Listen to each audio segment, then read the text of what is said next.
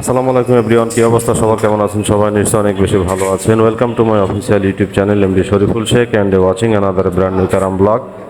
তো আজকে যাদের খেলা দেখতেছেন বেসিক্যালি তারা হচ্ছে নড়াইল এবং যশোরের খেলা, যেখানে নড়াইলের প্লেয়ারগুলো তারা সবসময় টুর্নামেন্ট জয়ী হয়ে আসে, আর যশোরের যে প্লেয়ারগুলো দেখছেন মোহাম্মদ ভাই এবং ওই পাশে আমার ভাইটার নাম আমি সঠিক জানি না, তারা দুজনও অসাধারণ খেলা করে থাকে। দুজনই ফাইনালিস্ট টিম, তাদের দুইজনেরই কাঙ্ক্ষিত লক্ষ্য হচ্ছে ফাইনালে যাওয়া।